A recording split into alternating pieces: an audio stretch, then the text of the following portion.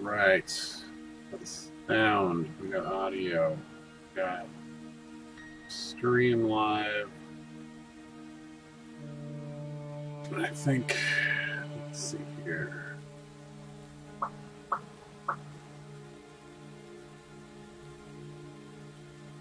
There we go. All right, we are in fact live. Here goes nothing. All right. Hello, ladies, gentlemen, friends of all wonderful kinds.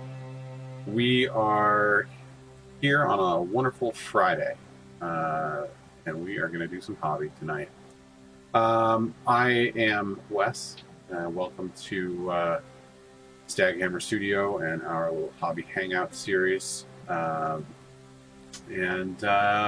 Yeah.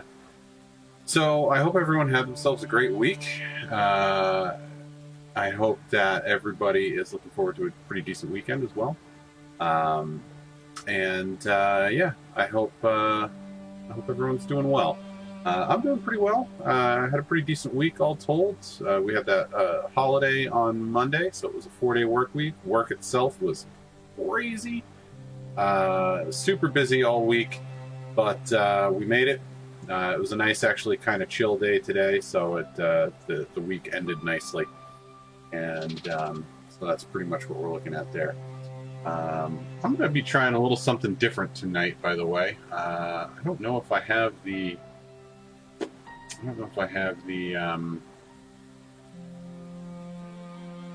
sort of what do we call it? I don't know if I have the battery life to do it. I was trying to charge my phone before the stream tonight so that I could try this. I'm gonna try going live on Instagram as well as on here, just to kind of see what happens. But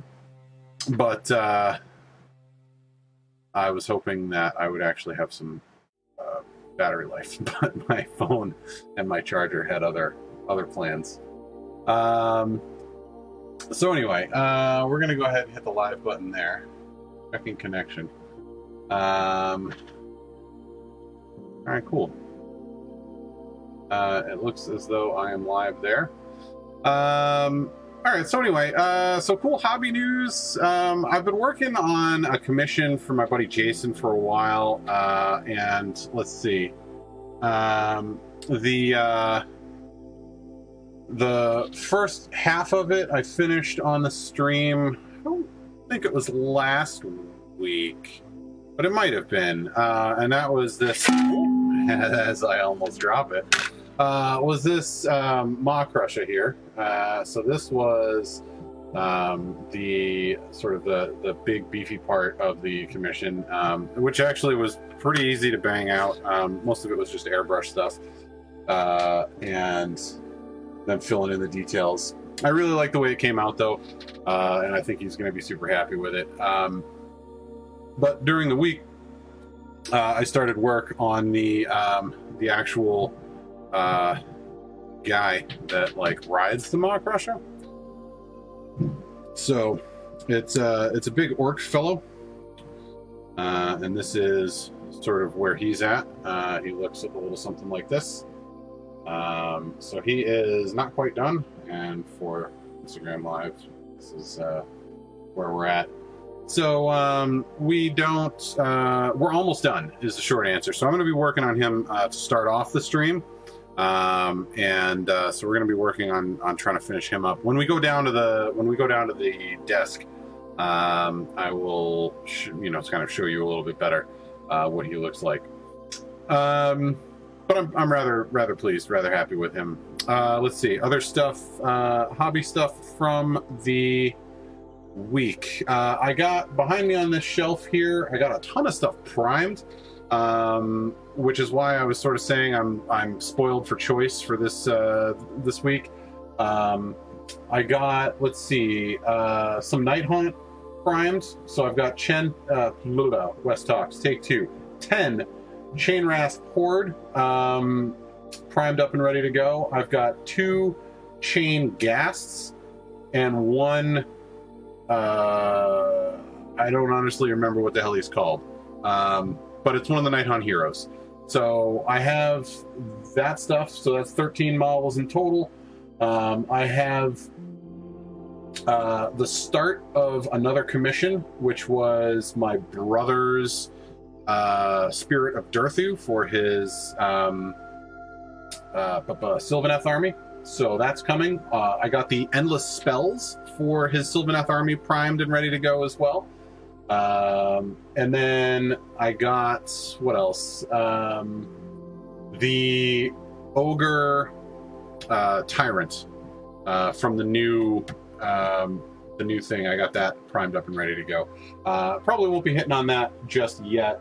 Other random hobby news, I don't know. I mean, it's not painting related per se, but behind me you can see my gaming table setup. And I started trying to work on the layout for the tiles. So I got these big sheets. It's a 6x4 table. I built it sort of over the last, like, I don't know, 6 months or so.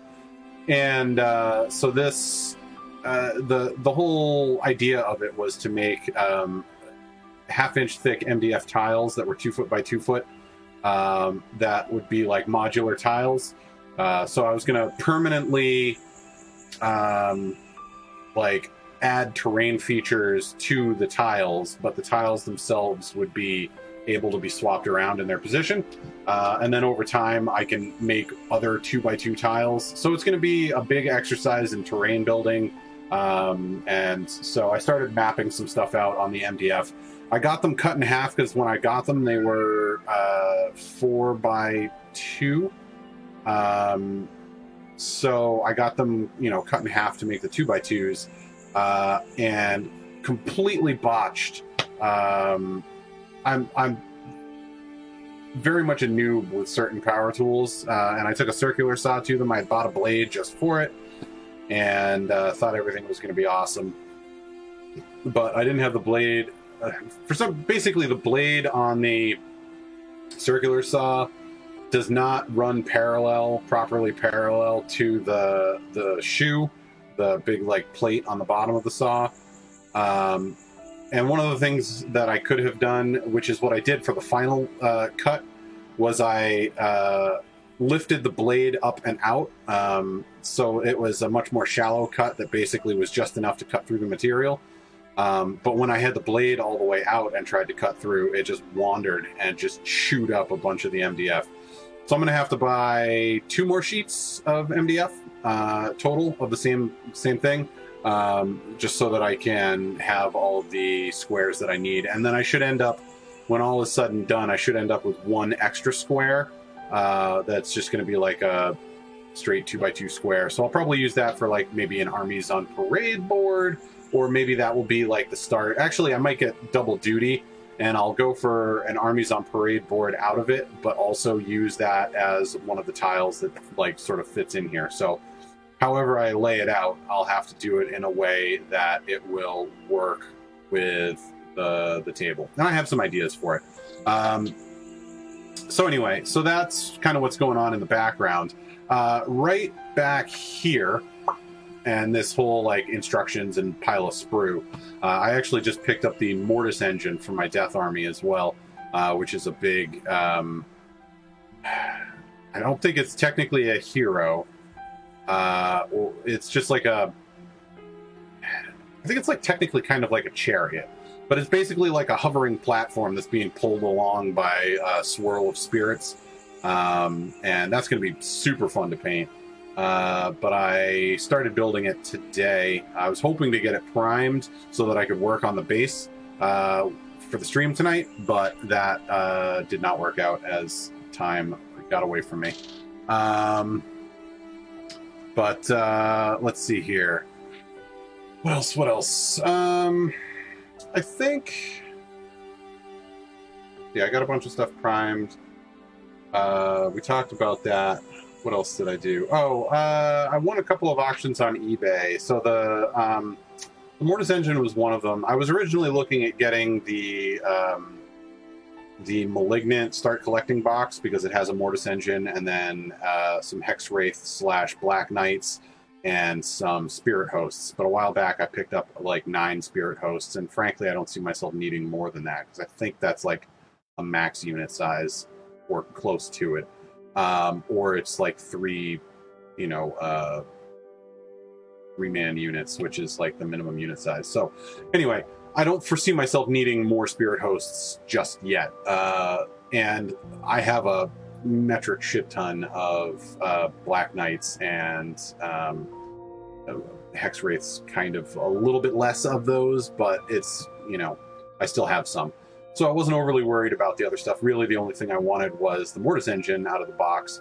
And then I found it on eBay for like $30, which was pretty damn cheap, considering it's normally like, I think if you buy the kit by itself, it's like $45-50. So anyway, I was pumped to get that. I also got one of the old, well, I don't know exactly how old it is, but easily early 2000s, the Mighty Fortress terrain set for Warhammer Fantasy Battles, whatever edition that was, I don't know off the top of my head, but I got the gate. Again, I think it was like $30. And there was a bunch of, like, it looked like somebody had sold like their entire set. There was a bunch of wall sections and towers and other stuff that was up there, but I really wanted the gate. It was a really cool looking piece, and frankly, I wanted it for like a photo backdrop for a lot of the stuff I'm working on. So that was just sort of a vanity piece that I really wanted to get my hands on, and I got that one. And I'll keep an eye out, over time and see if I can pick up any of the other wall or tower sections as time goes. But for now, I was just super happy to get the gate because, you only really need one of those. So the fact that I got one and got it for cheap, I'm happy. And then there was something else. What the hell was it? I don't know. I'm not going to look it up. But there was something else that I picked up recently too. And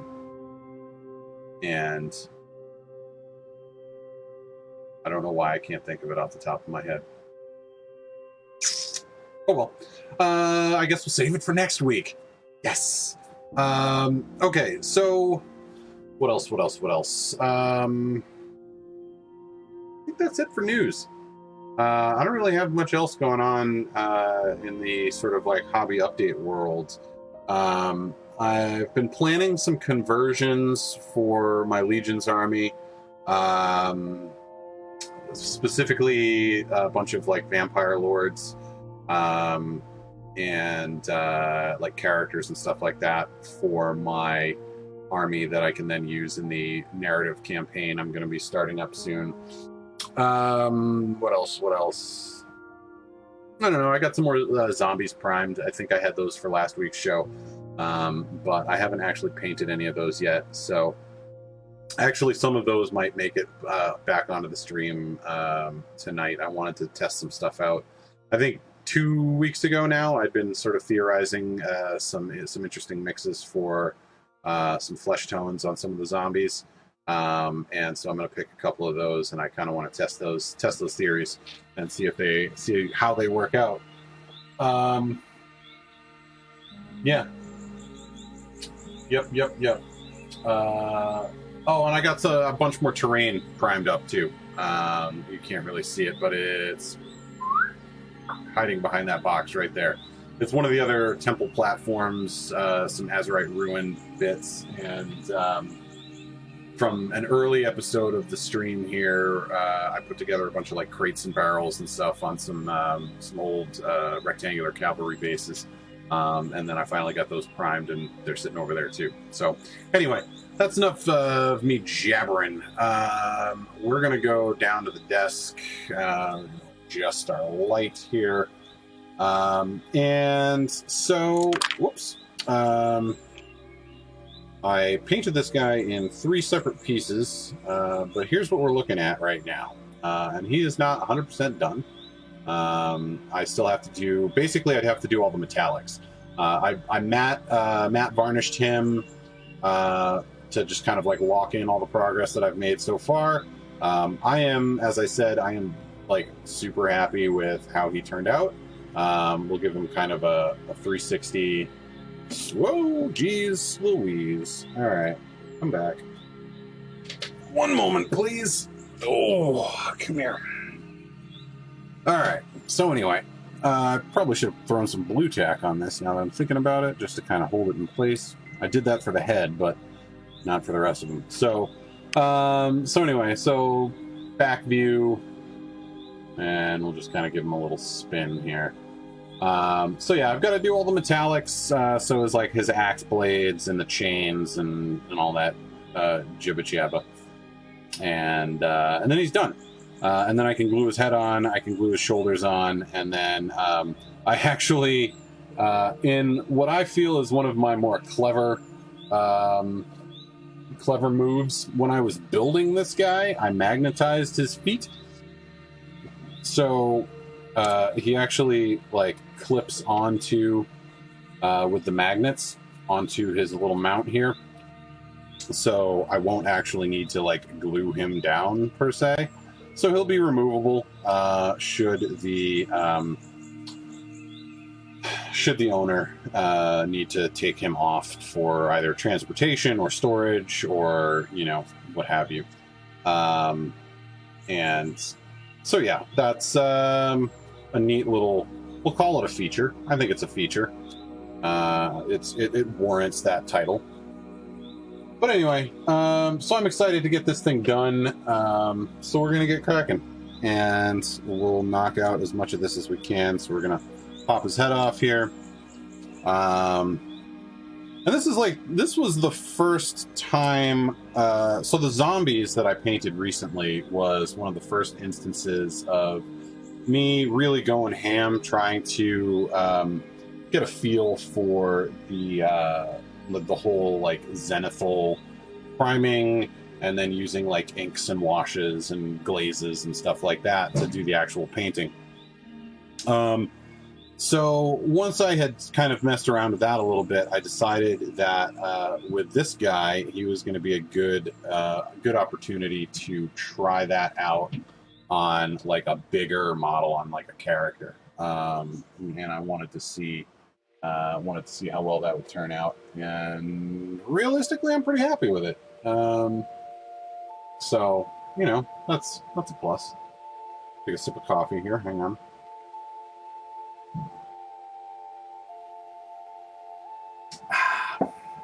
Delicious. Okay. So, what are we doing? I am going to very much try and use... I'm going to try and use the whatever sort of highlighting the zenithal left here to map out. I have two different silvers, a dark silver and a light silver, and I'm basically just going to kind of pop those on for some... the dark silver is probably going to end up the mid-tone. I'll probably use like a dark wash to kind of glaze, like a Nuln oil, just to kind of glaze over the glaze over it and darken it down for some shadows. So we're going to kind of test that out, see how that works. But I think we're going to just try and we'll start with this blade here, and we're just going to kind of work it in there, see what happens. So this is an experiment, kind of all around. Maybe a commission piece is not the place to experiment, but whatever.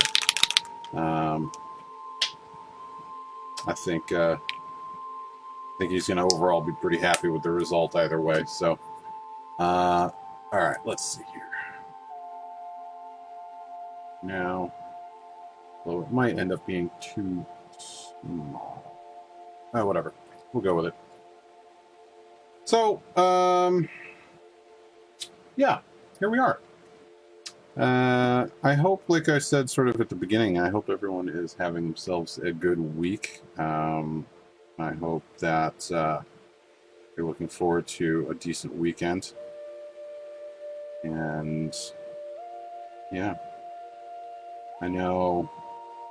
I'm actually, I think Saturday, so tomorrow, my family, we are going apple picking, I believe, or at least that was the original plan, to do that early in the day. And then my wife and I actually have a date night planned, which is kind of cool. That's not something that we get to do often.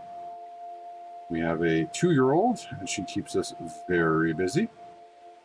So, but we are dropping her off with my wife's cousin, who is going to keep an eye on her. And so, yeah,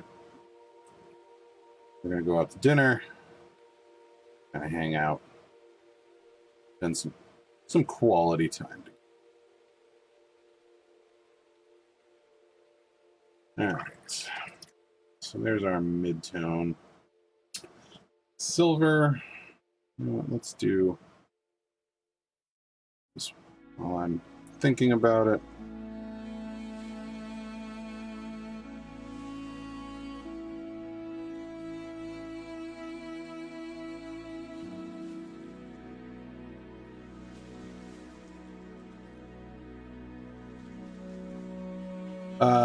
So let's see. I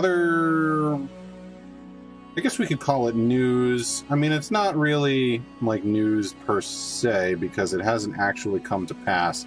This is more of a heads up or an update in terms of what I'm planning for my YouTube channel and this live stream and all that. I mentioned some about it on last week's stream, but I have ordered a bunch of new computer parts so that my computer will be a little bit more reliable, and just sort of update some old stuff, old hardware. And so while that is you know, we're kind of waiting on that, really. And once that stuff comes in and I get my computer up to snuff, I will be switching platforms. And so I'm going to be going back to streaming on YouTube as opposed to streaming on Facebook Live. It was a fun little experiment, but quite frankly, I don't like streaming on Facebook Live. And it has not yielded the desired results. So we're going to switch back over to YouTube. But at the same time, we're going to be doing some multi-streaming. So I am going to be multicasting to Twitch as well. So I've yet to stream on Twitch. This is going to be sort of a new experience for me. In terms of platform and audience and all that. But we're going to give it a shot, give the old college try. And I think it should work out pretty well, hopefully. But with the shift in platform, what is going on?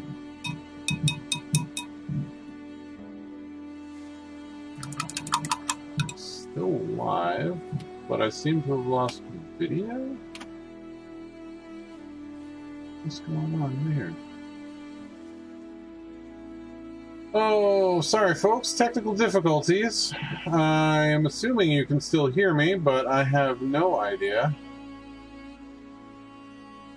Facebook has not received what? Facebook has not received video signal from the video source for some time.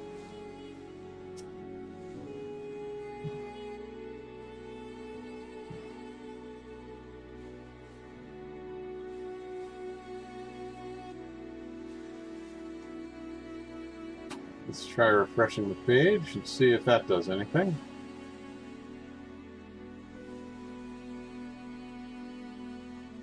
Oh, that seemed to work. think. You can hear and see me. Okay.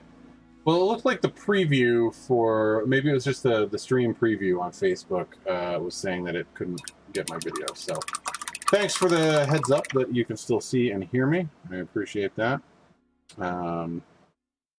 As I said, I'm not overly thrilled with Facebook streaming. So, you know, we're gonna spread our wings and get out there and see what else the internet has to offer.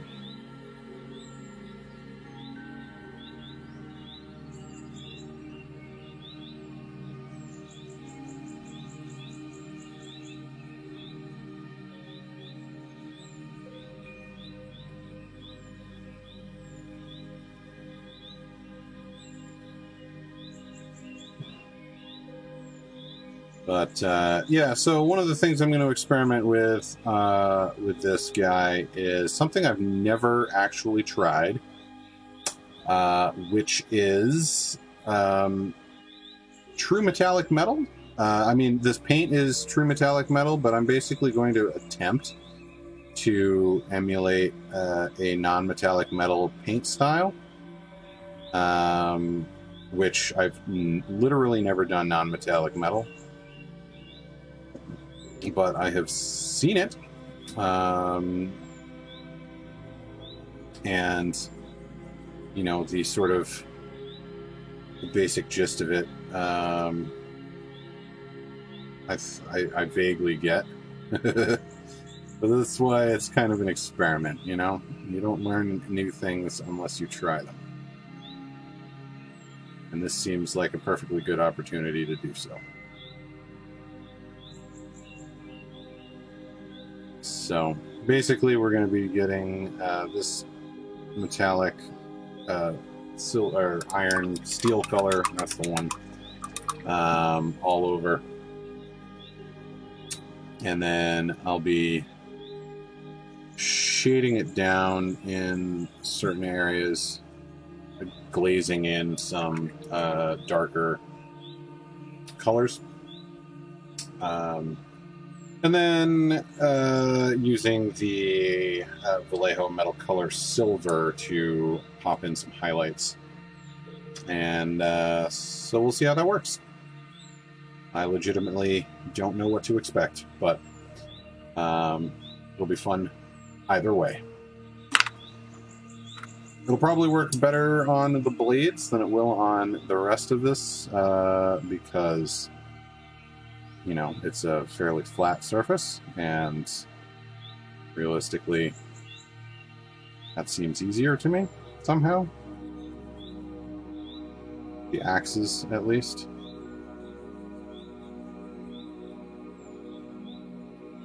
But again, never tried it, so I don't know what to expect, per se. We're going to give it a whirl.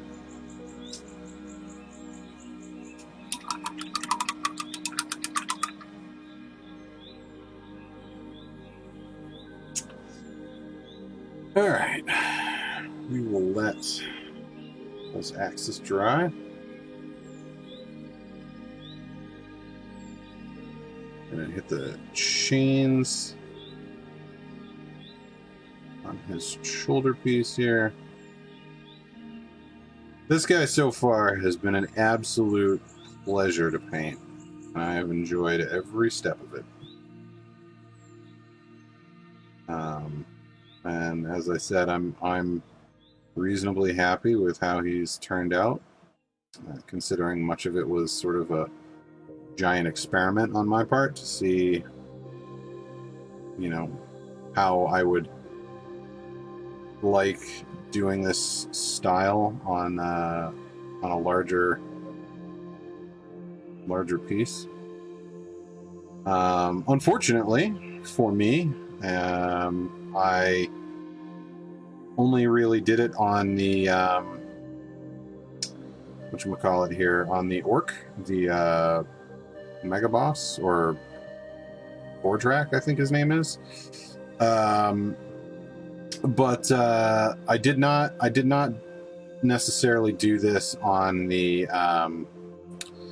on the mock crusher itself. However, I did do the entire, or most of the entire mock crusher with an airbrush.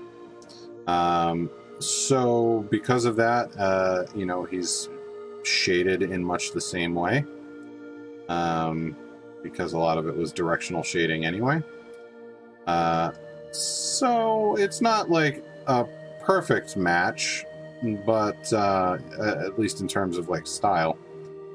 But having put them, you know, together and put him on it, like, he actually looks pretty darn good on it. So I'm, as I said, quite happy with how it's turned out. So, some more here. Anything going on with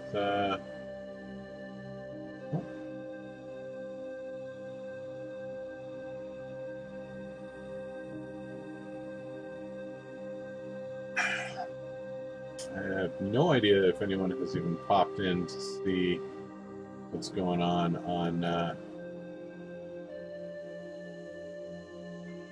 Instagram here, but I don't know if this is actually working. But we'll find out. I have a ring light over here kind of illuminating me, and it has a handy dandy cell phone holder on it for doing like cell phone video stuff. And so I figured, since it's already set up over there, why not try and use it to you know, broaden my stream a little bit, broaden my horizons, or I don't know what the hell I'm trying to say, but you know, I was trying to do a thing.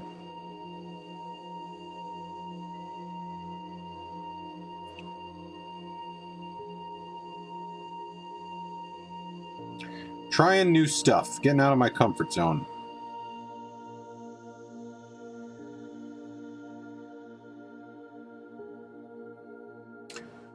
Now, one of the things I need to do is learn how to better promote myself.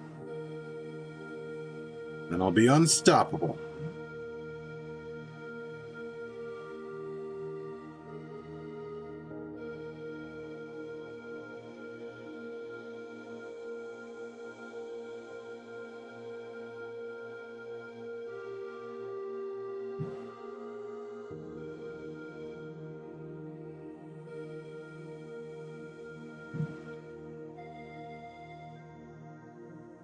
Getting the little nails that are driven through the rack of horns here.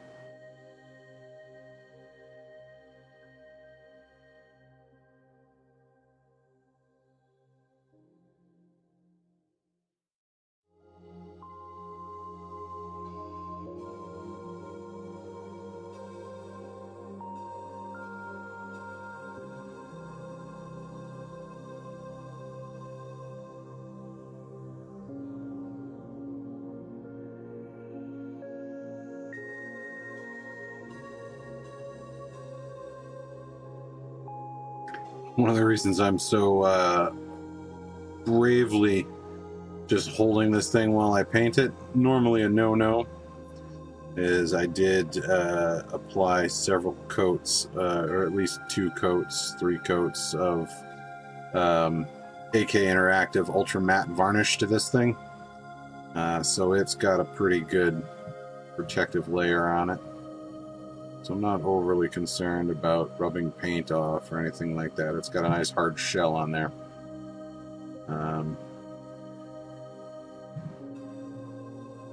As long as I'm not rubbing off any of the metallics that I'm putting on there right now, it'll be all right.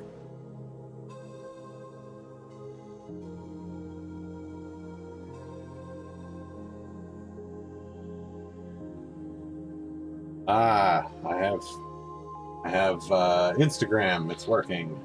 Hello. Hello, hello.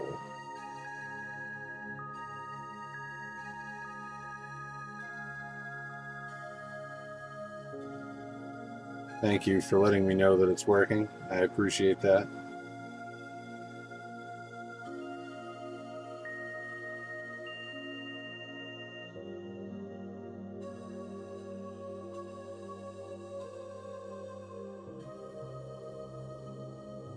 I just realized that I had pulled this way out of the shot so that I could actually see what the hell I was doing. Oopsie. Hello.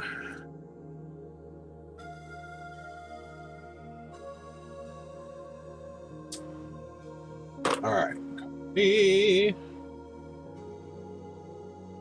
Now, it seems I have misplayed a little something. Gotten myself a nice frosty adult beverage, but I did not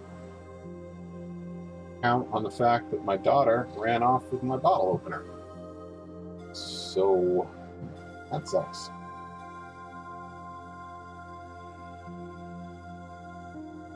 Yes, Ashley, I know that Instagram is just like sort of a side view. Unfortunately, I can't like hook up other cameras to it. This is literally, it's showing just like my my phone camera pointed at me there. And then, you know, the real show is on Facebook, yeah. As I was mentioning not too long ago, I don't know if you had joined up yet, but once my computer gets up and running, I'm going to be switching platforms, going back over to YouTube as a primary platform, but I'm also going to be simulcasting on Twitch as well, I think, and I'm going to be trying that out. So it'll still be, actually, I think I might be changing up the schedule a little bit, which actually, there's a fun little story in this. I'll hold that thought while I finish up this coffee.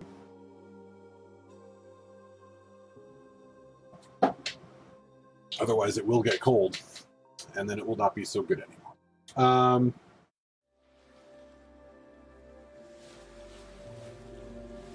Okay, story time.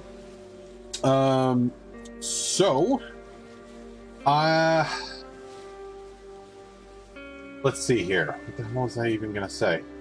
I had a story, and then I told myself to wait, and then I forgot. I'm real good at this. Yeah. Boy, oh boy, guys. That's what happens when you're up at 3:30 in the morning. Your brain just goes to mush.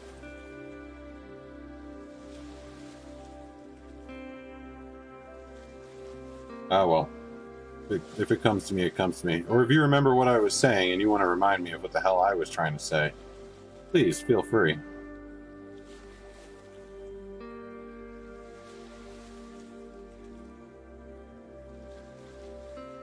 My brain just shut off for a second there.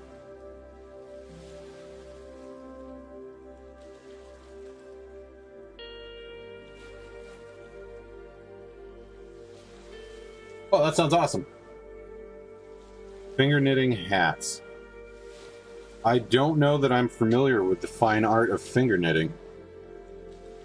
I assume it's like regular knitting, but with your fingers.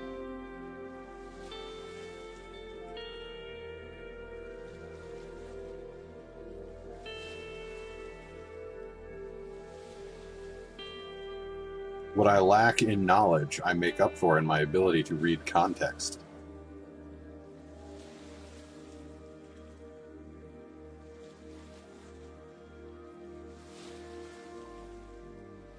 Oh!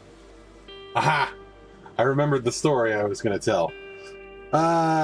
So when I change platforms, I am going to also likely be changing the time and or day that I stream. I'm hoping that I will stream more frequently. By that, I'm hoping to do 2 streams a week. One maybe like Wednesday or Thursday night, potentially. Wow, I just got paint all over myself. And then one on the weekend, either Saturday night, maybe, or Sunday night. maybe. I haven't really ironed it out yet. But Friday nights, not every Friday night, mind you. So some Friday nights I may still stream. But a couple of my wife's coworkers and friends had come to me through her when they found out that I played Dungeons and Dragons. And there was an interest amongst a few of them in learning to play Dungeons and Dragons because they had never played before, but they were interested. And so this was now, I don't remember, probably like a month ago or more.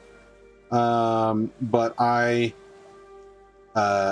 held what was supposed to be a one-shot here at home, and I had moved the stream that week to Thursday because I was going to be busy on that Friday. Now, as I said, this was supposed to be a one-shot. Now, because it was everyone's first time, it went very slowly. So we did not finish the adventure by any stretch. They had sort of just gotten started. And but fortunately, everybody seemed to really enjoy it, which was nice because this is an adventure that I had written personally some time ago, and I'd played through it once before with some D&D veterans that I used to routinely play with. And they enjoyed themselves, which was nice in its own right. But they, like I said, were, sort of familiar with the game, and so we were able to actually get through it in a night, which is obviously the design of a one-shot. So anyway, everybody that had come over to do this that night has since gotten back to me, or if not to me directly, has spoken to my wife or something like that, and basically expressed their interest in getting together to do it again sometime. And so they were spitting the idea out there of, trying to do it maybe once a month, or make it a semi-regular thing, which I was not at all prepared for per se. I had not anticipated there to be that much interest in it, quite frankly. But because it's my wife's friends and whatnot, she is, much more interested in, having me do this thing because it means she gets to see her friends and so on and so forth.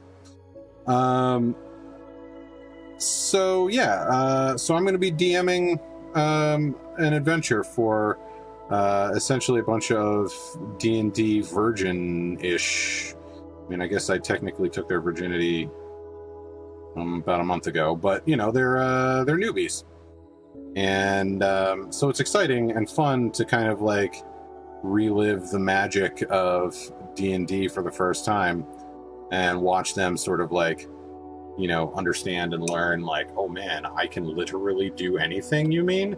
Because that I know came up a couple of times, and so they're like, what do you mean I can do anything? Can I do this? I'm like, yeah, sure, you can try. And they're like, whoa.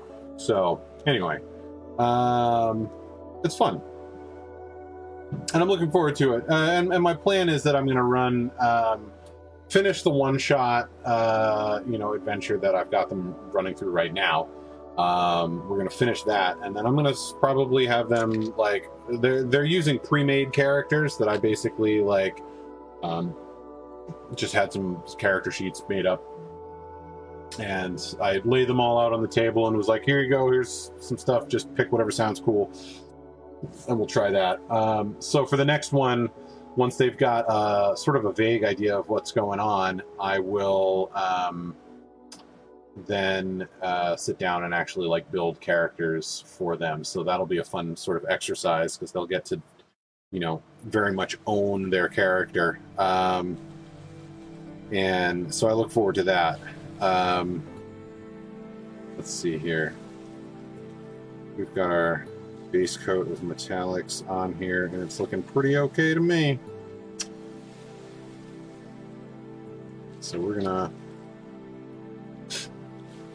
grab our known oil, which I desperately need more of that. Holy moly.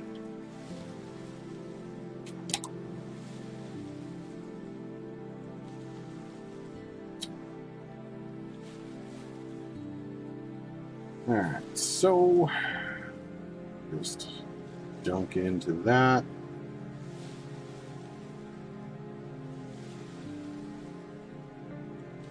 Just kind of glaze this on.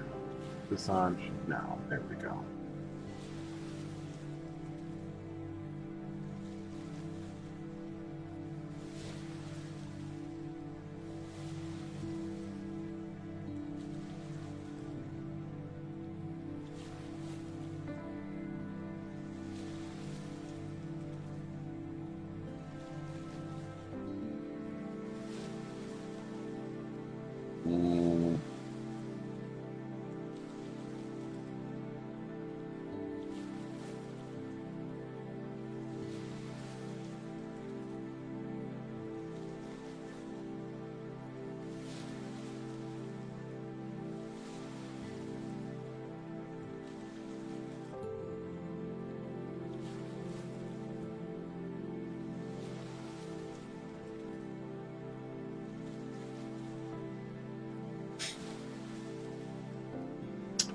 All right. So, like I said, I'm very much experimenting here and not necessarily knowing exactly what I'm doing. But we're gonna just kind of try and have some fun figuring it out as we go.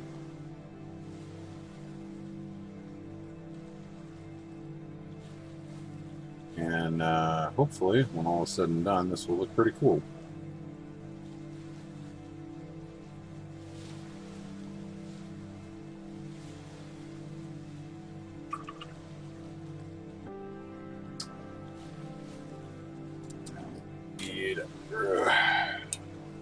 Bright silver.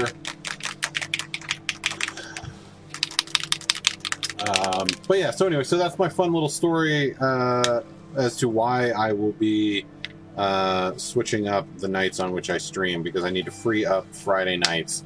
The initial interest was there to do at least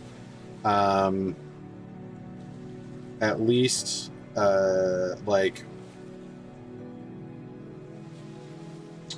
once a month. That's what I'm trying to say.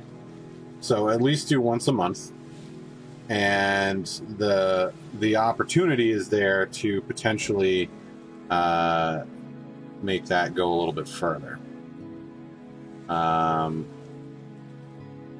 So yeah, I don't know. We'll see.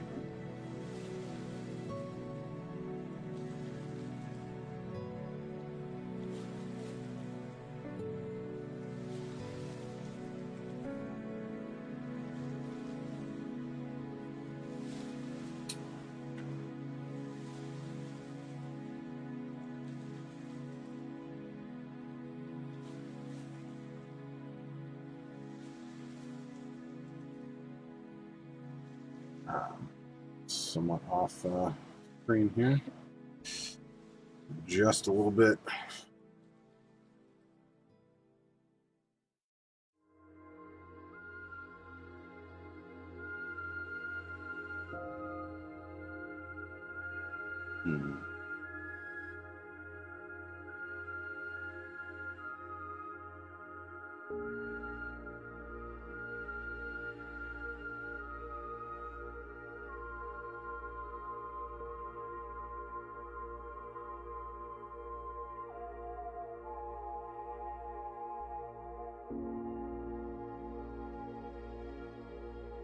So we're just kind of going back and forth at this point from our darker metal. We've got some black wash over here that I'm kind of mixing in with some of the metallics.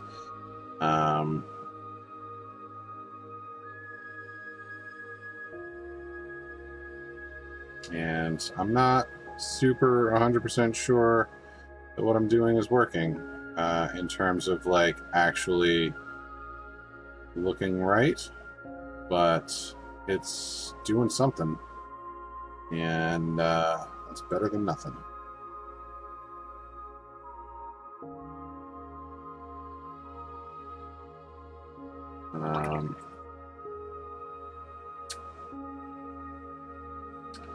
But yeah, ideally we're gonna get sort of a transition going from like a bright silver into like our sort of like medium tone silver as that kind of comes up and away, and then we'll take our black wash and then use that to sort of glaze in the rest of the way here.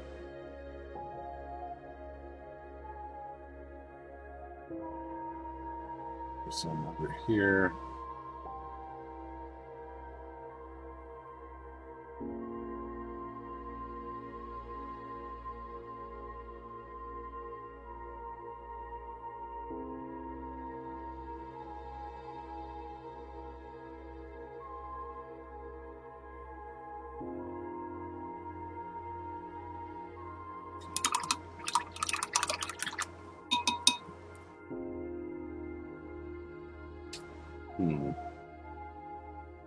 I don't know that this is having the desired effect. Mostly because I've never tried this before, and I legitimately have no idea what I'm doing. I'm just kind of putting paint on this and hoping that it looks good.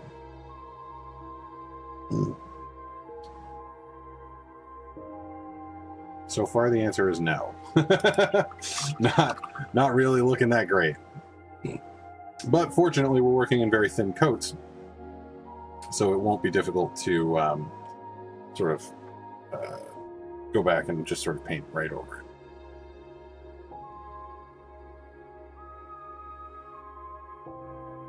I think I kind of had the right idea, but I'm just not very good at seeing it work out.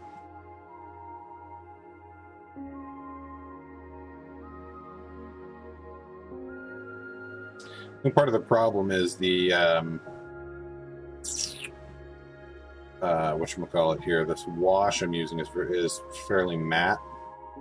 You've got like this shiny metallic that then sort of blends into like a very matte finish, and I think that's sort of killing the illusion. So I don't know. I'm not buying it. We're gonna just kind of paint over this all with the darker silver.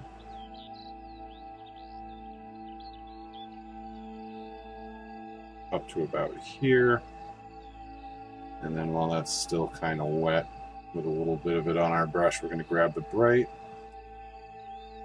We're going to just kind of work, try and wet blend in a little bit of this brighter silver.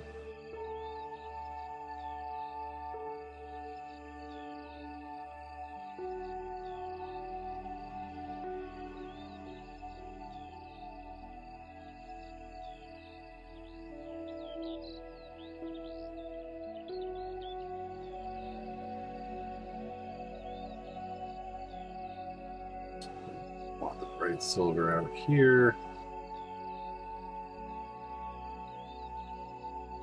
Bottom part of the edge, and maybe a little over here.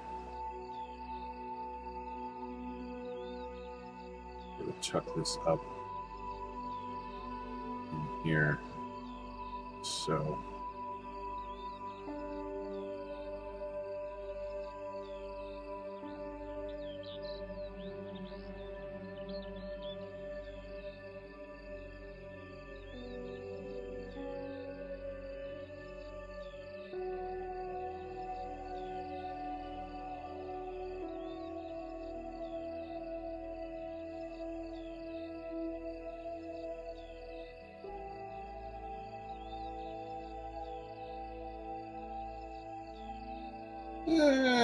Sure, why not? I think that's doing okay.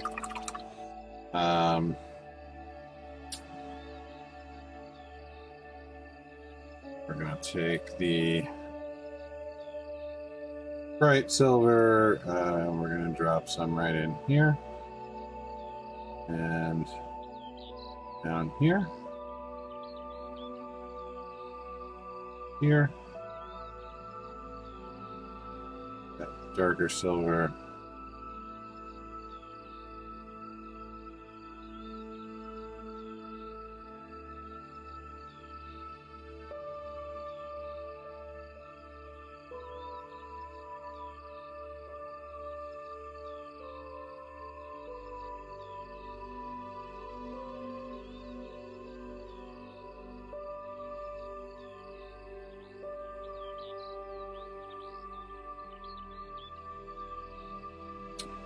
Sorry if I'm kind of going silent here, folks. I'm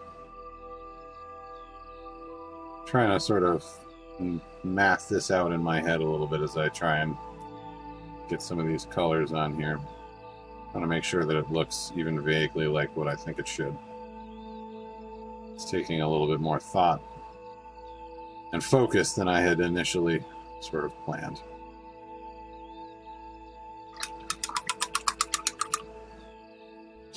All right. Oh,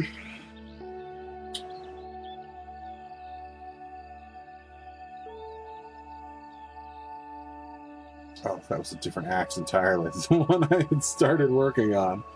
Wah, wah, wah. Oh well, it needed to be painted anyway.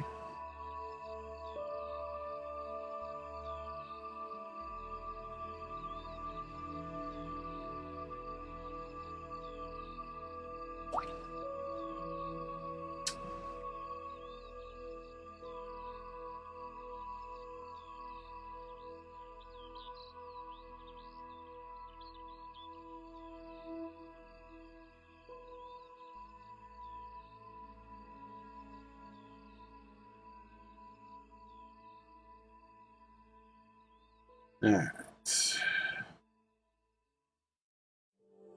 That's this.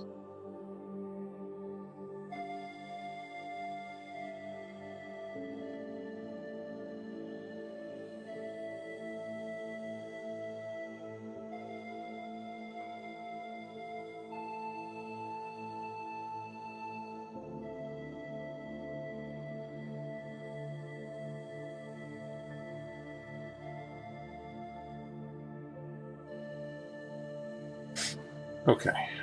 All right. I think we're doing pretty okay here. Here we're going to tuck the light up in here. Maybe reflecting up off the ground.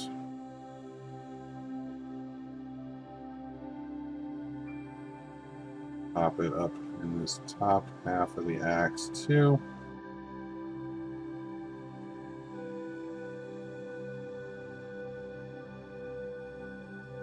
Darker silver, we're gonna drag that up towards the edge, and then that little middle section there.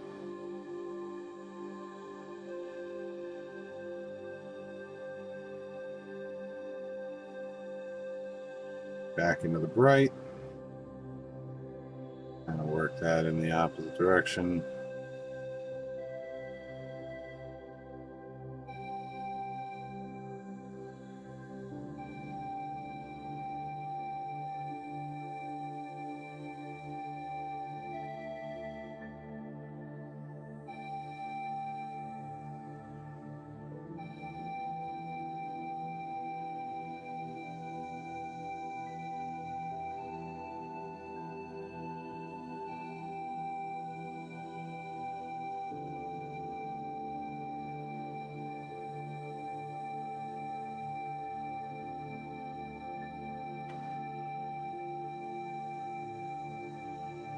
Okay.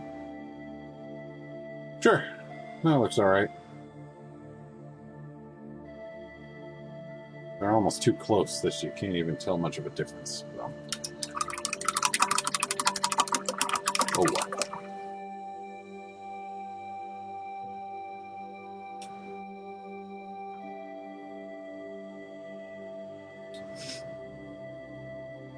Take our black wash.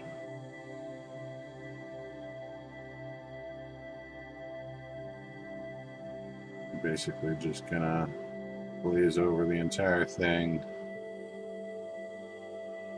trying to get it to pool and collect where the shadows would be.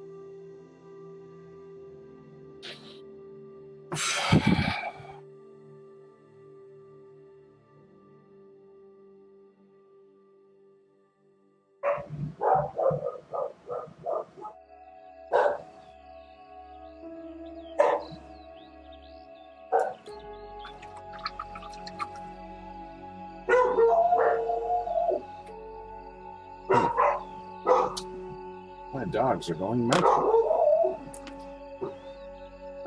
Okay. Hold on, folks. I'll be back. Sorry to bounce away midstream, but at 10 o'clock at night, I thought I heard someone at the door. Let me find out what's going on, and I'll be right back.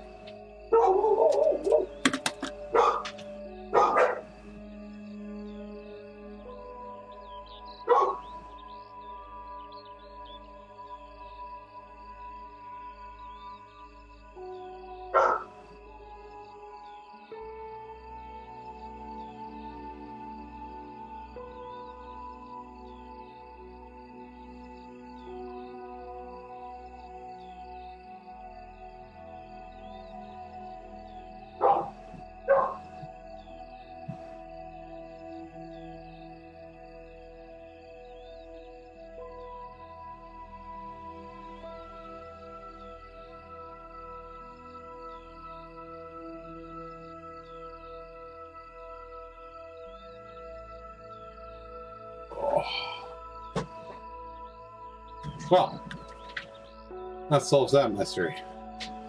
It was my brother. I had some mail for him, so he was coming by to pick it up. Just got out of work, so let's see.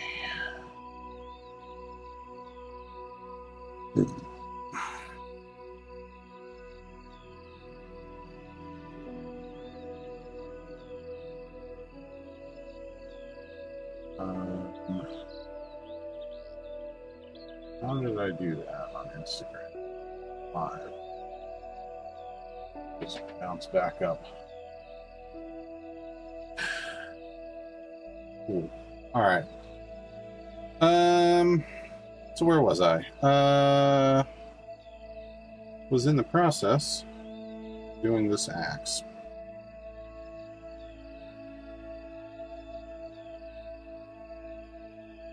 That's right.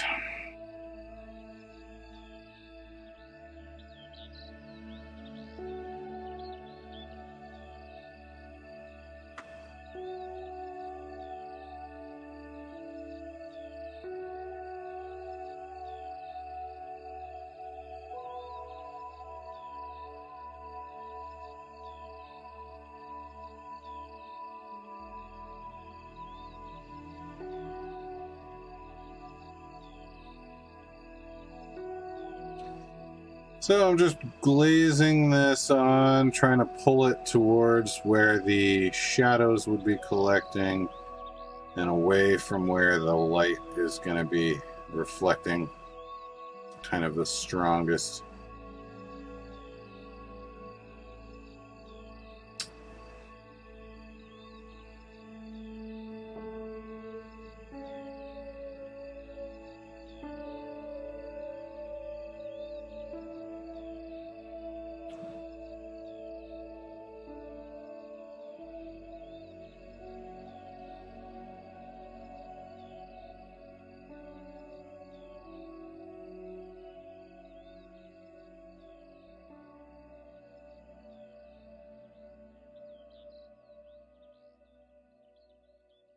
Go.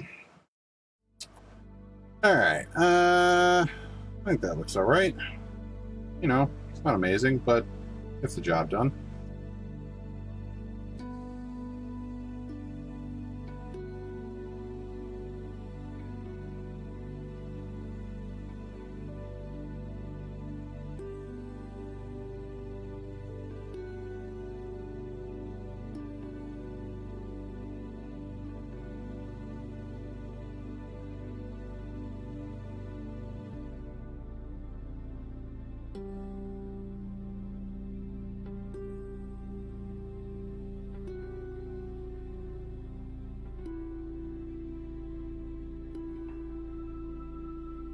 Dabbing this into the shadowy areas, grabbing that bright silver and just kind of working some of that back into where I want the highlights to sit.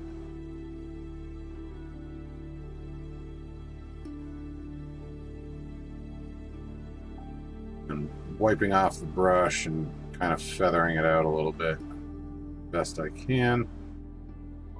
Kind of more of a stipple, really, just moving it around. Seems to be working okay.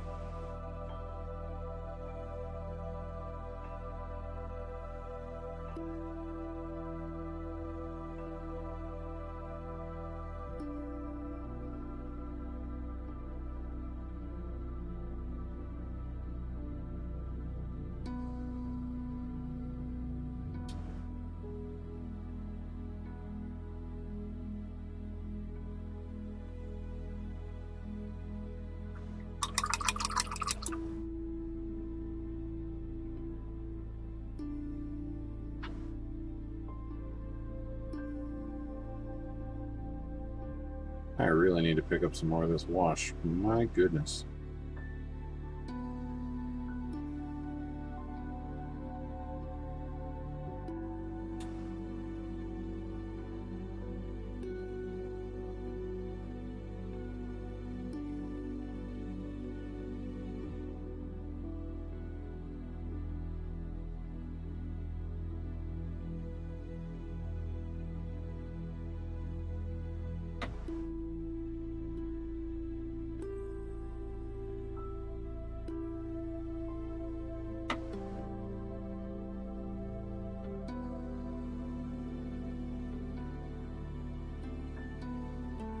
Kind of letting it dry a little bit and then going in and doing another layer where I really want to kind of draw attention to the shadows and reinforcing those a little bit. And it seems to be doing the trick and giving me a little bit closer to what I'm looking for.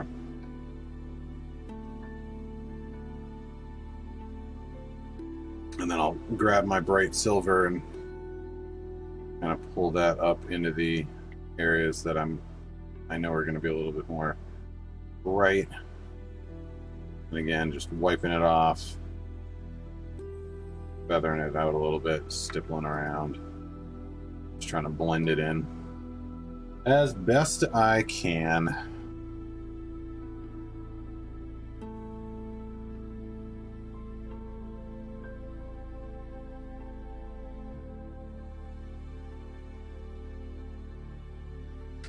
I think that looks pretty darn good.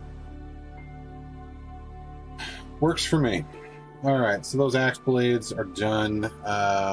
We're gonna just do some quickie highlighting on the chains here.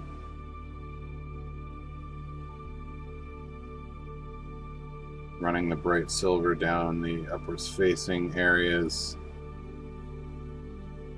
Everything else we'll just kind of leave as is.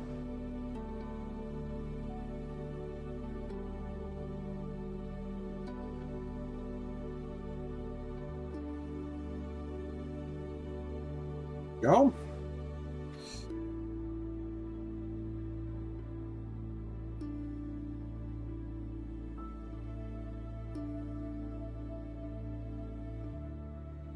Shit.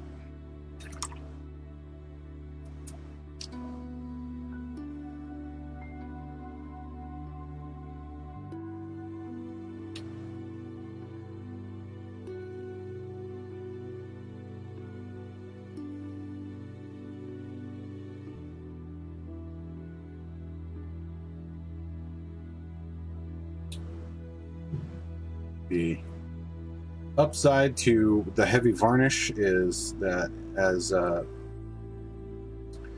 Vince so well puts it on YouTube here, it gives you a save point.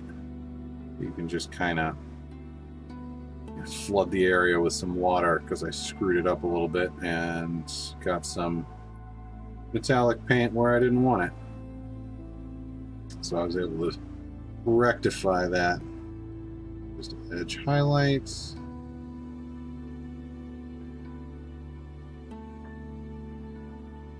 With the bright silver here. I need to draw some thin lines. And that is not going to do the job, that brush. Slightly thinner brush. We're just going to come in and highlight under those scratches.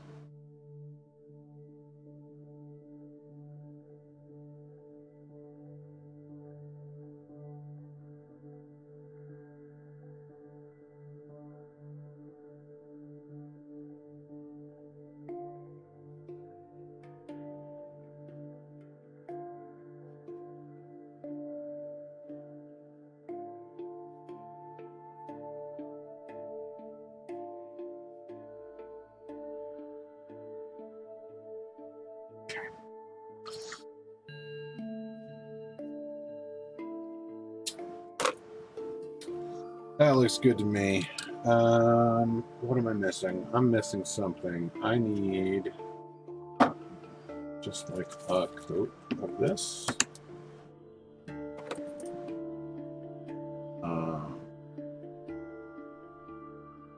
It's just all metallic paint right now. Steal some moisture from the wet palette, just to moisten our brush. Some of this. I come in and get these wraps on the weapon handles.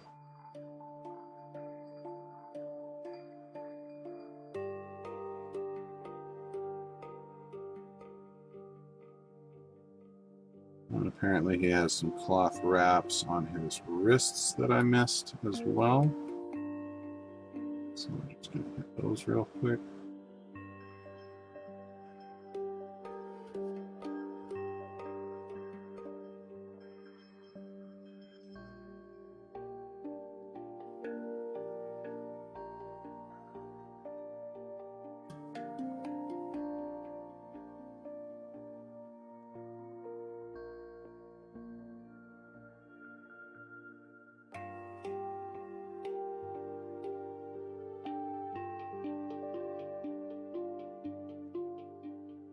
All right. Now we're getting somewhere.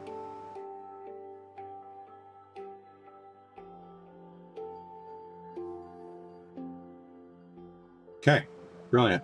We did it. We did the thing.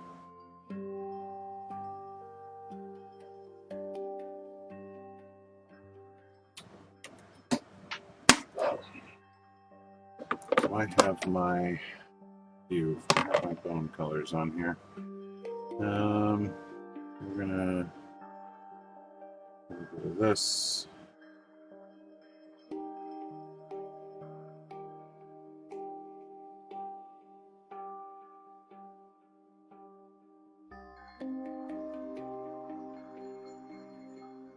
The chain is attached to little bits of the bone spines that are on the maw crusher. Like it was pierced through the little spines. So I'm just going in now and painting those little details. Real quick like. Not gonna get too in-depth on them because it's a real small little bit that largely goes unnoticed, but we're just gonna try and, because it's just like the little tips of those things, We're just going to make them just kind of roughly the right colors.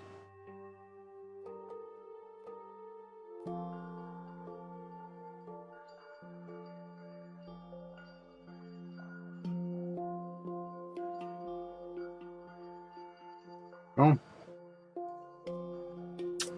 And highlight those.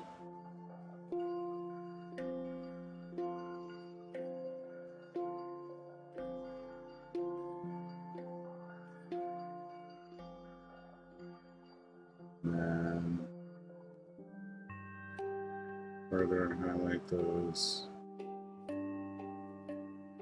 Just like that. And these are all the same colors that were used on the project in the first place on the Maw Crusher. So we're just kind of finishing it up, tying everything in.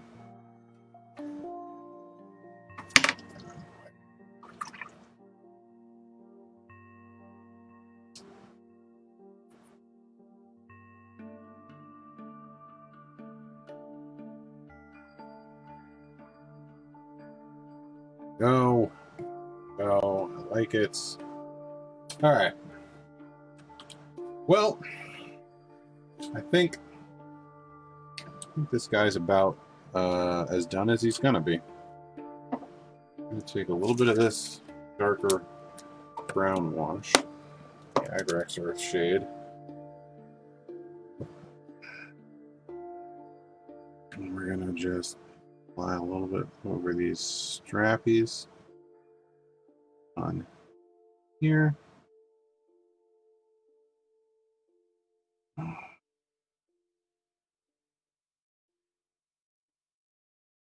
Just to add a little bit of contrast because they look a little bit too samey with the bone.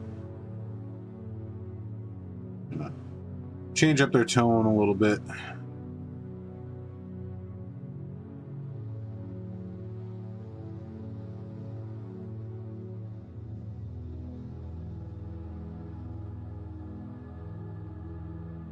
All right, cool. All right, I'm gonna call this guy done.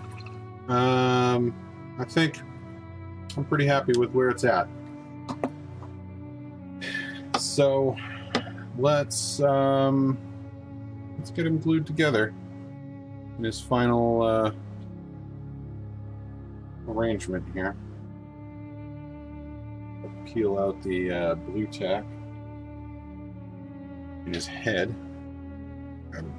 End of a piece of something and try that out.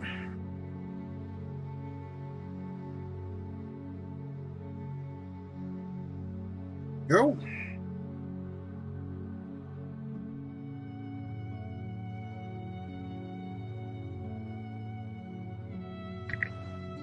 Come on. Just stick to that. Open that camera around. Whoopsie. Okay. Somewhere here is my plastic glue. We are going to permanently affix the little bit onto his back.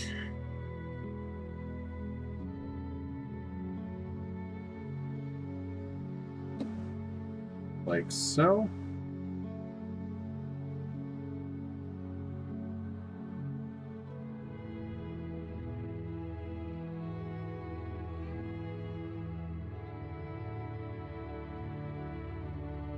And the plastic cement here will sort of like melt through the paint and bond plastic to plastic, which will make this a very permanent attachment. Now we are gonna do the same with his noggin. And bam, like that. He's done and together. Permanently affixed head and shoulders. We're going to hold this guy up for kind of a final show off. Now, I haven't put anything on the base for this guy yet, and I'm not going to. I'm going to give him to my friend and get some of this distraction stuff out of here so that my camera will maybe actually focus on something. All right, so there we have Gordrak and his little friend right here, his Maw Crusher, his faithful, trusty buddy.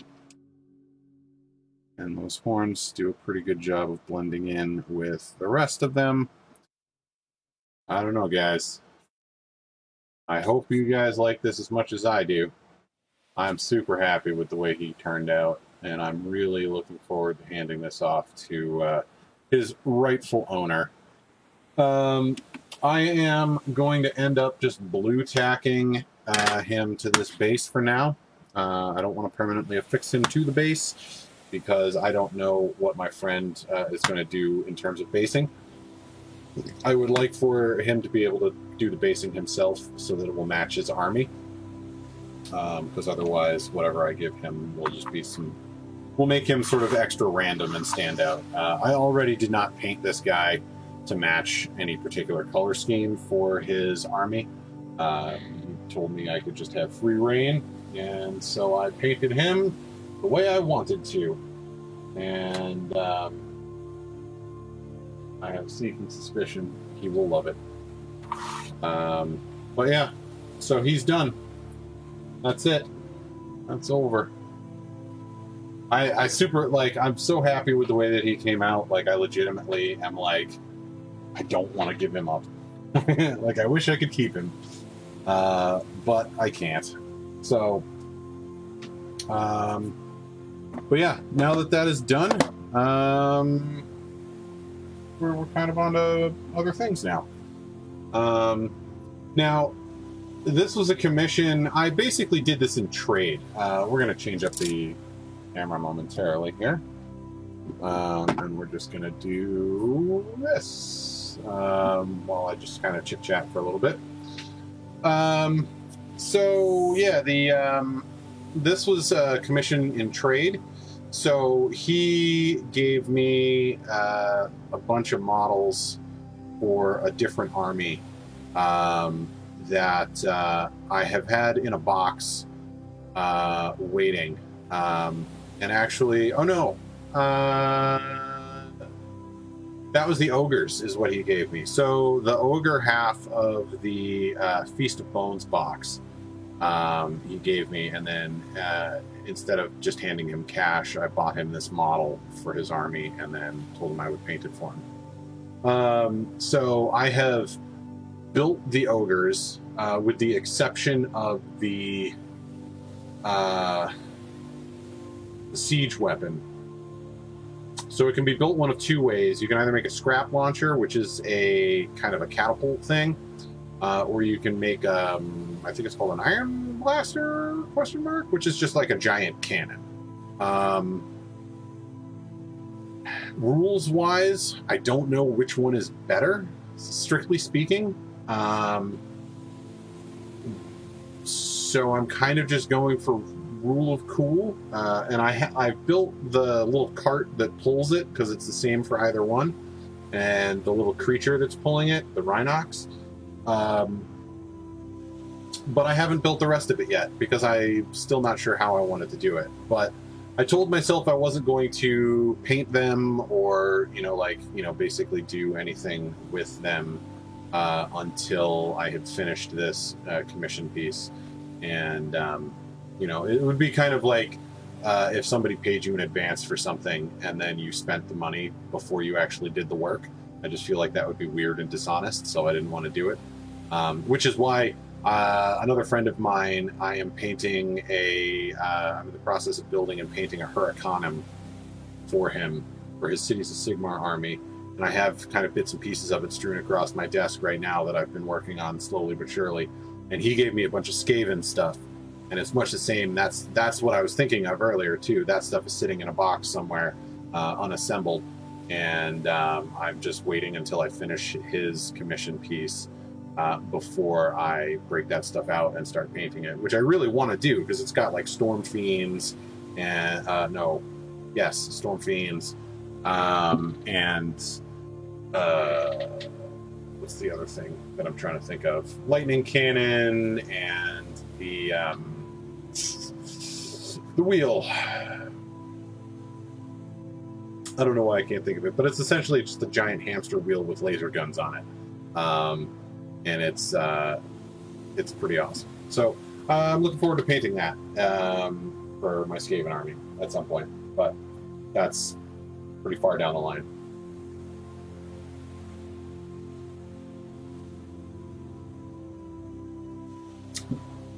In terms of other commission stuff, I do have the some Sylvaneth stuff for my brother, and I actually, as I said sort of at the top of the show, I started priming his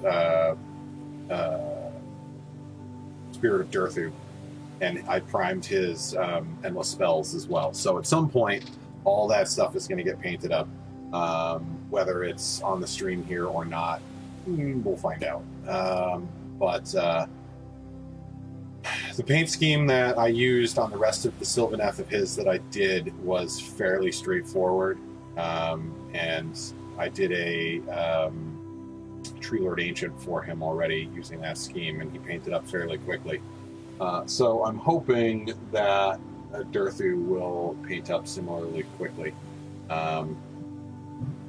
because I can't wait to see him painted, and I know my brother is super anxious to get him sort of playable and painted. So anyway, that's what's coming down the pipeline for me in terms of projects. In the meantime, we got about a half hour left of the stream, so we're gonna look for a project real quick that I can at least get started on. Yeah, that's what we're gonna do.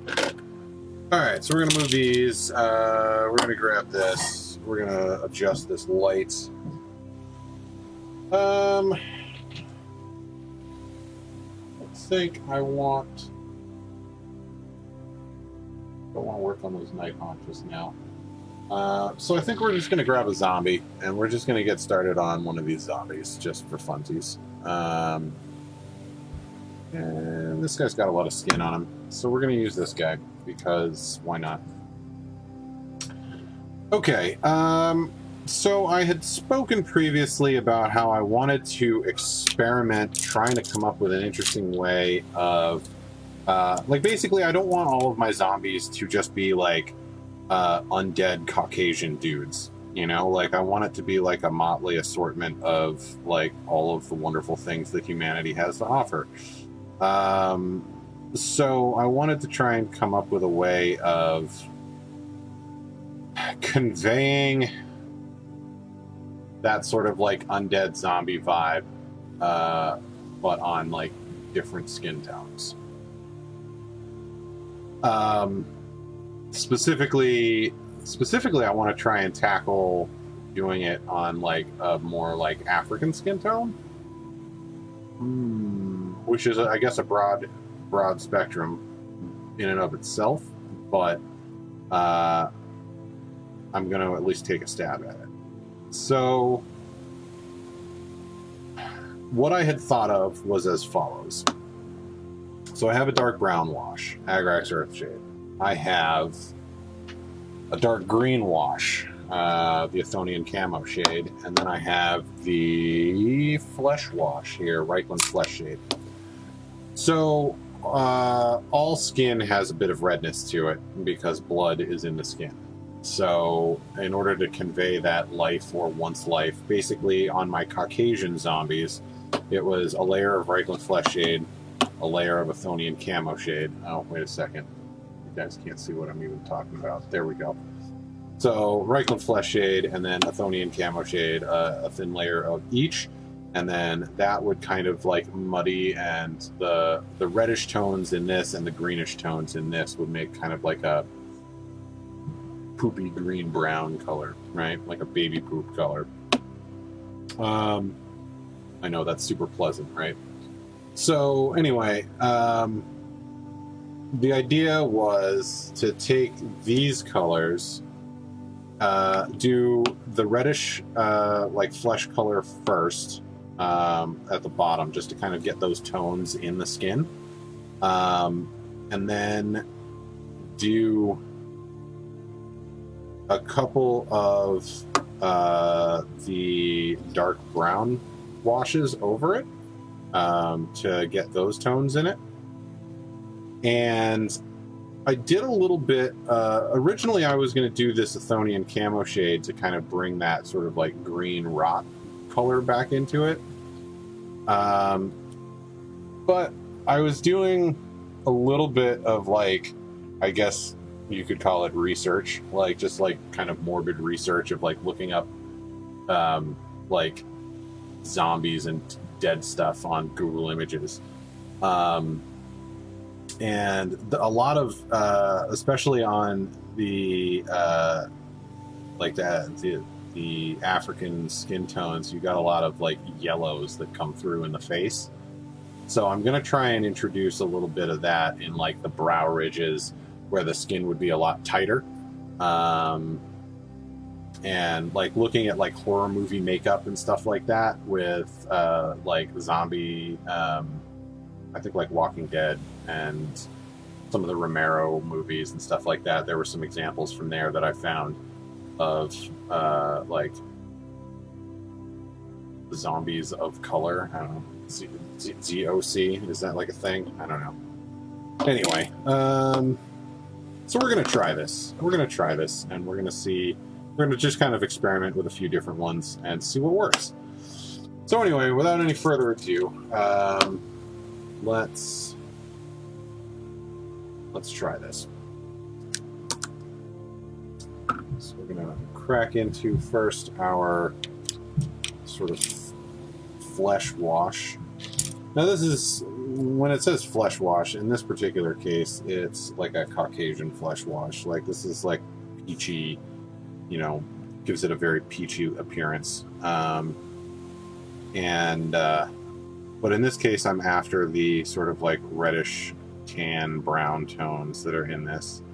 And then from there, we'll add in the other colors as we go. So we're just going to do a thin all over wash / glaze of this.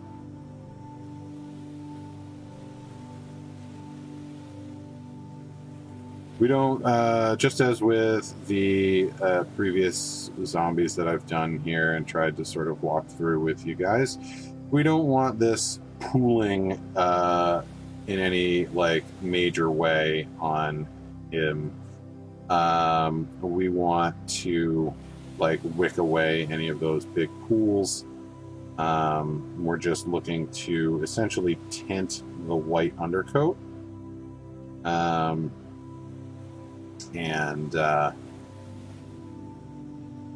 then see sort of what we can do from there.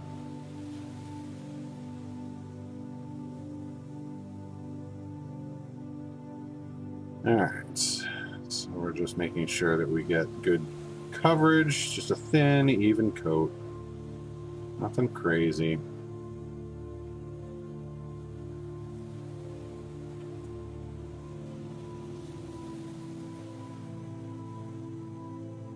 Okay, that looks pretty good. No major pools. We're just going to kind of let that dry.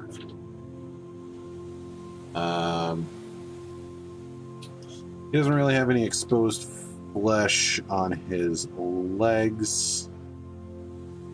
He does have some bone, so we're going to hit that with Seraphim Sepia real quick.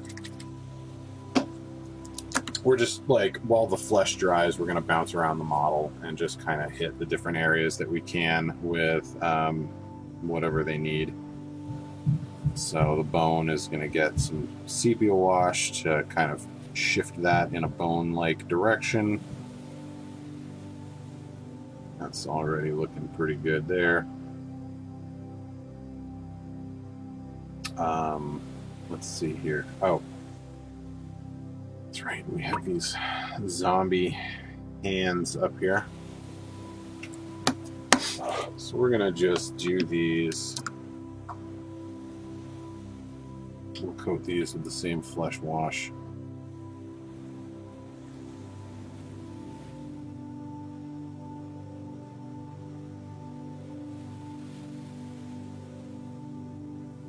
Like so. 1 and 2.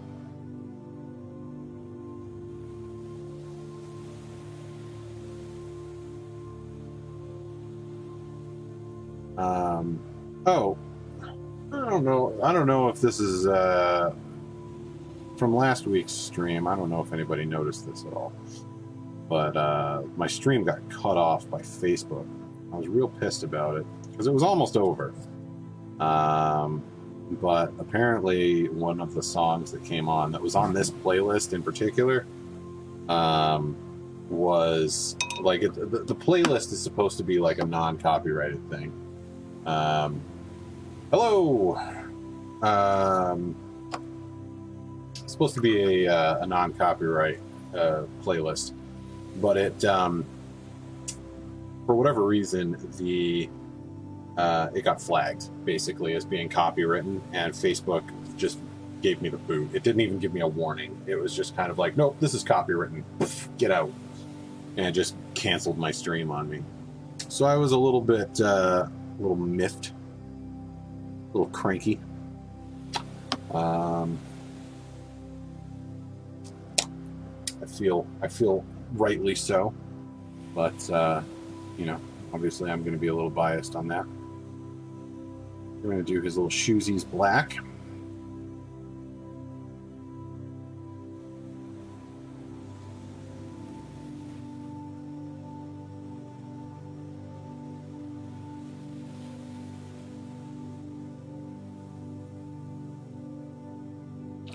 Or at least start pushing them in that direction. And while we're at it, we will get his majestic beard.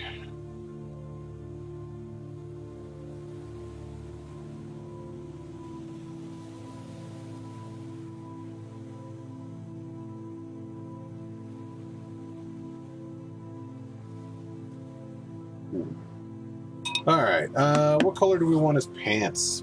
Pants. Let's go for trying to mix up that kind of purpley red color that we had before. So that was, let's see, this crimson color, and then a layer of the purple over it, if I remember correctly. And then another layer of the red. So it was just kind of a mix of the purple and the red, and it gave us like a burgundy-ish color, which, if I recall, I liked.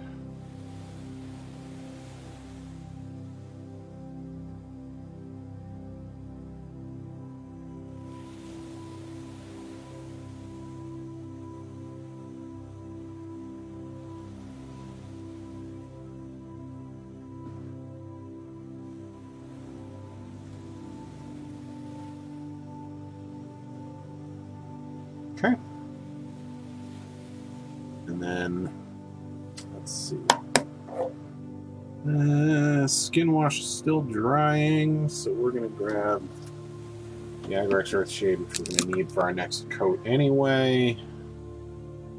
We're going to slap this on the wood. Start pushing that in the wood direction.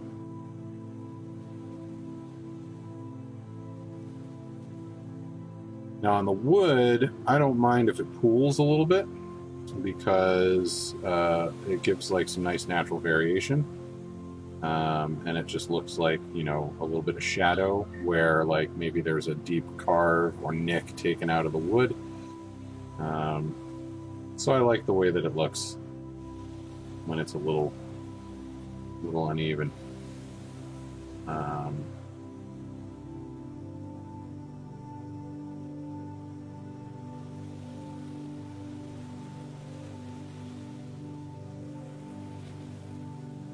Okay. That's the spear shaft done. Little rinse. I think we can go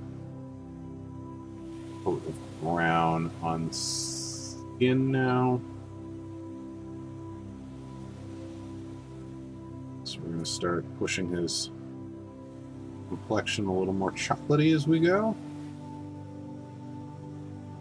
There's skin tone. I don't know if complexion is quite the right word. I feel like that has other connotations.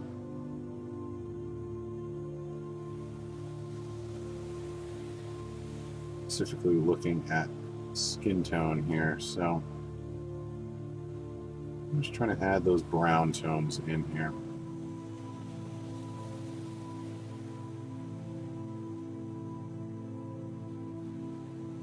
Now, if this was like a living, breathing individual, I would probably, having painted some of those types of skin tones in the past on these guys, not zombies specifically, but just guys and models in general, I seem to remember liking a, it was like a dark kind of reddish brown, and then I had like purple in the shadows, and then a couple of different browns to highlight. It turned out quite well, I thought. You know, my relatively untrained eye, I guess.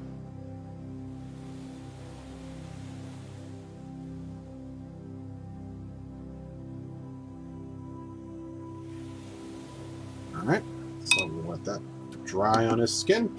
Probably do one more coat of the dark brown, maybe two. We'll see. We'll try it out, see what happens. Lots of experimenting going on here today.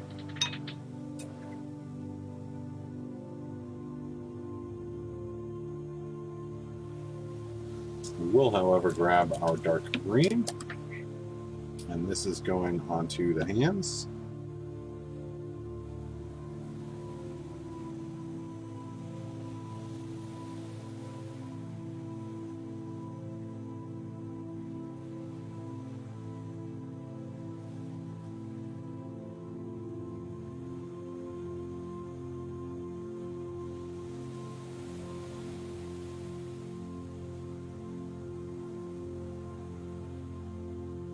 Right.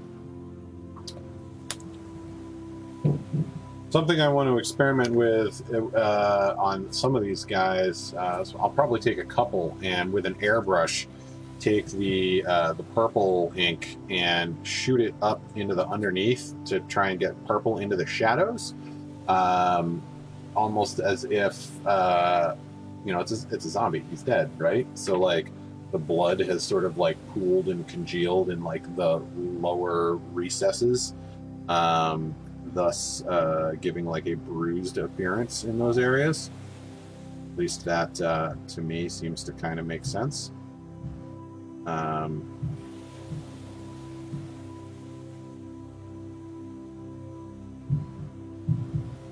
trying to think here how best.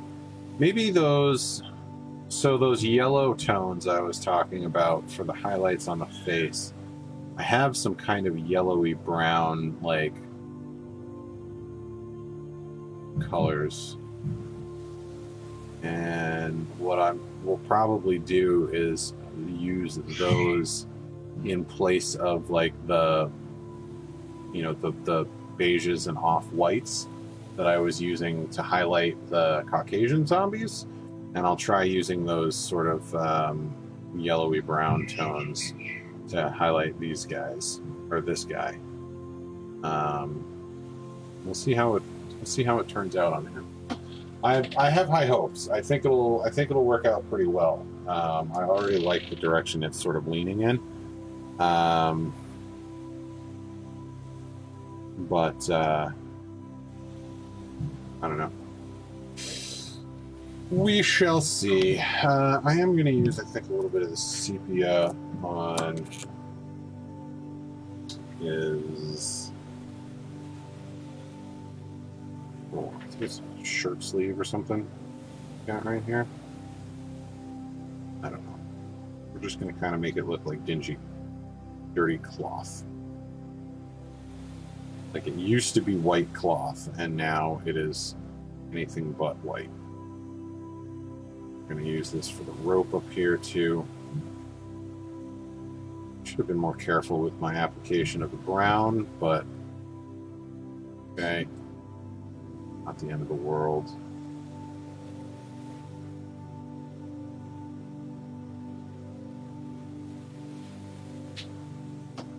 Speaking of, I missed a spot for the brown also.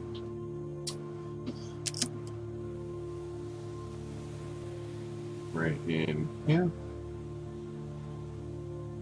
Go. I'm going to do another coat on the wood.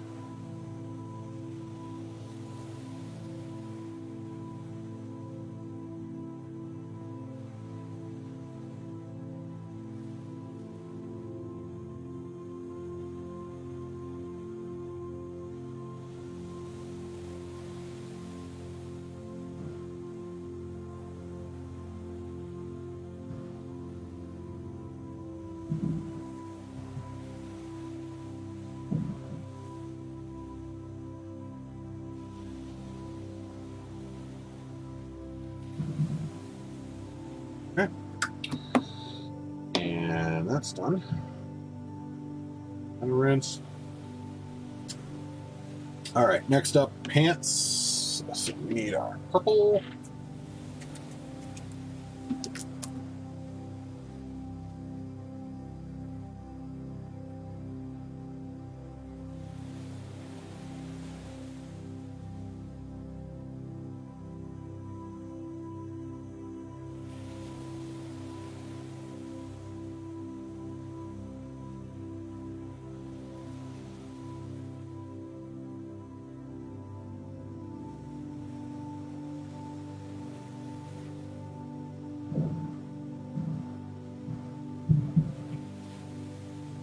Now, I've been doing like brown leather pants on the a lot of these zombies.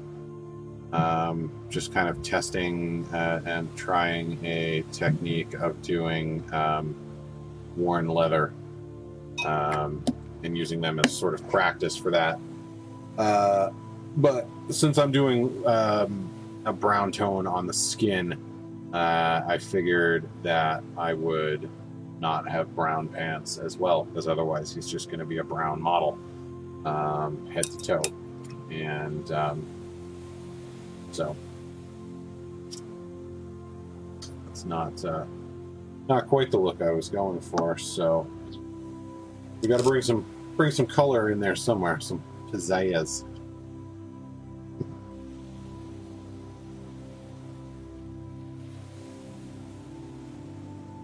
And purple has traditionally been the sort of the main color of my army. You'll notice that most of the other zombies that I've done have purple shirts, things like that. So this guy is no exception. He's not wearing a shirt, so instead he gets purple pants. And then sort of like a beige shirt. That is... It was like a white or an off-white shirt, and then it's just, you know, he's a zombie, so it's real dirty. Then we're going to grab our black wash again. We're going to hit his shoesies. Said we were going to make those black.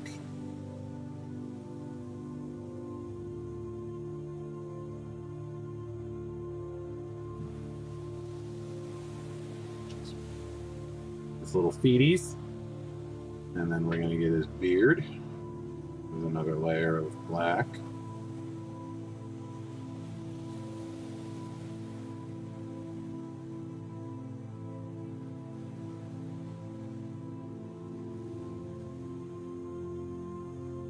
Okay.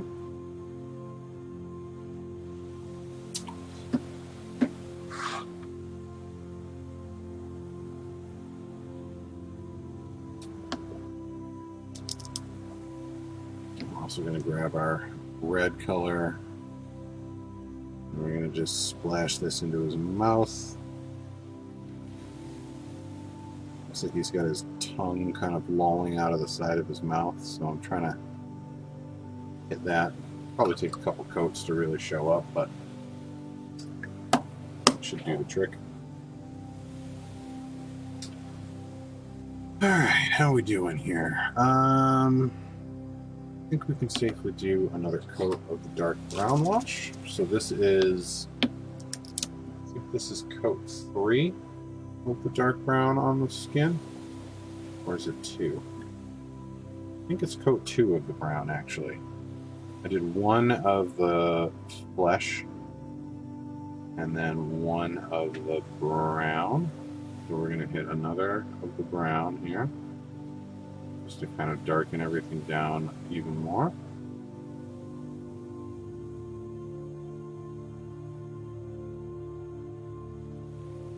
I can already tell you that I think where this is going.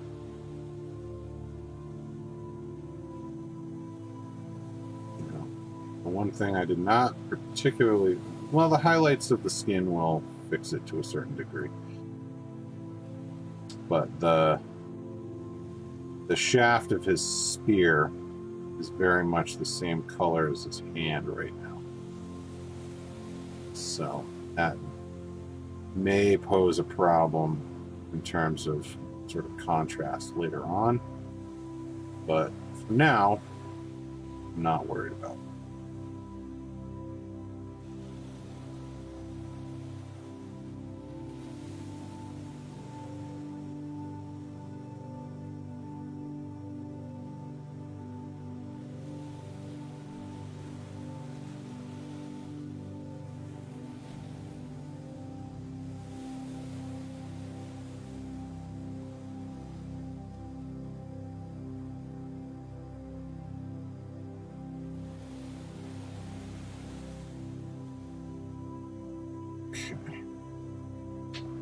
Where are we at for time?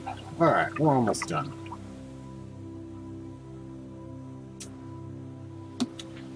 And unfortunately, we've also hit a point where this guy is just all over drying. So there's not really anything I can do right now anyway. So I suppose this is as good a place as any to kind of pull the plug for today. So that being said, we'll get this light out of the way. We'll go ahead and pull this down. Let me actually, I don't know that anybody's actually paying attention, but for Instagram, we'll show off the zombie here a little bit. Come on, focus, baby. Nothing. All right. Well, anyway, we're painting a zombie. Pictures will end up on Instagram shortly, so there's that. And yeah.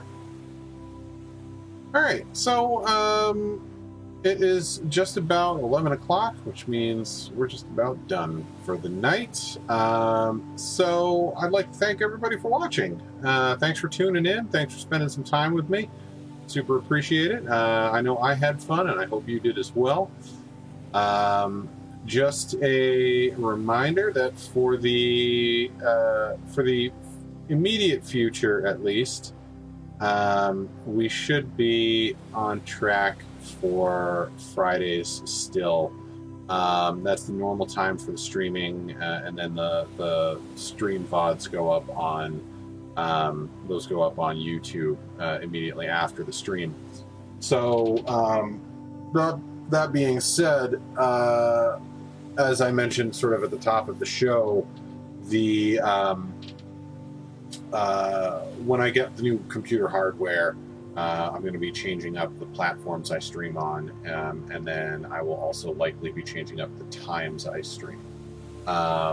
I will still be doing at least one weekly video. Most of the streams will probably end up on YouTube as well.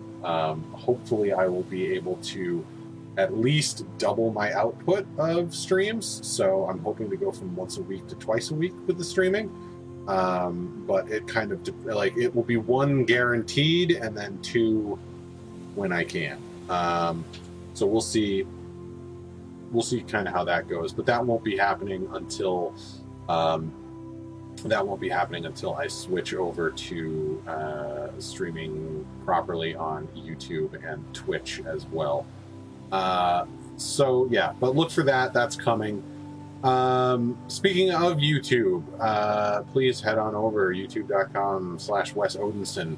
That's WESODIN, and man, is that spelled wrong up on that screen. Boy, oh boy, let me fix that now so that I don't forget to do that later.